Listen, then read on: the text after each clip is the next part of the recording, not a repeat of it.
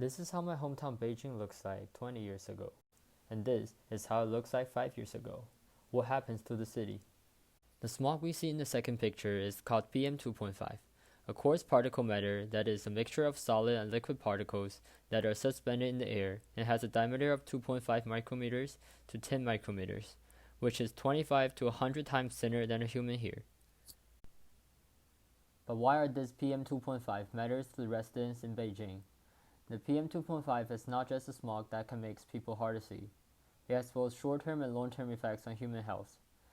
The PM 2.5 is very small in size, and when we breathe, the PM 2.5 particles will penetrate into the lungs and causes permanent effects to our body. With long-term exposed to PM 2.5, there is extremely high risk to have problems such as asthma attack, high blood pressure, heart attack, and stroke. So why does this PM 2.5 smog suddenly appear 5 years ago? The two main causes of the problem are the overpopulation of cars in Beijing that results in a high carbon emission, and the chemical factories around Beijing with high pollutions. It is in fact that the car production and sales are growing rapidly in China each year, and also the use of gasoline per year also grows with the growth in population of cars. These factors will directly cause the growth in carbon emission and eventually become a cause of the PM 2.5 smog.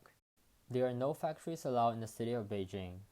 However, there are a large number of chemical factories and fossil fuel companies in Hebei province, which is very close to Beijing, such as China Petrochemical Corporation and China National Petroleum Corporation. How can we stop the PM 2.5 climate crisis? It is obvious that this kind of massive climate crisis will not simply go away. So we must take action to fix the PM 2.5 problem. By being consumptive every day as an individual will help the situation a little bit, but if we want to permanently stop the smog, we need to push the government to make citywide or even national-wide policies that can truly help the environment. We need a strict regulation to those companies with high pollution.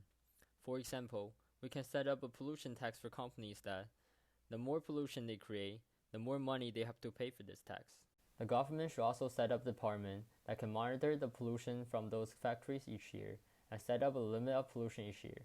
Once the amount of pollution has passed the limit, the companies will need to pay for each ton of the pollution with the high price. To reduce car pollution, the best way for the government is to promote electric cars that are free from carbon emission. A waiver in tax should be given to individuals or companies who purchase electric cars, so that more people will be attracted to buy electric cars instead of conventional cars, due to the tax difference. Also, there should be more charging piles set up in the city to make driving electric cars more convenient. The residents in Beijing, as a group, we need to stand up and speak for our environment, and together we can make the difference.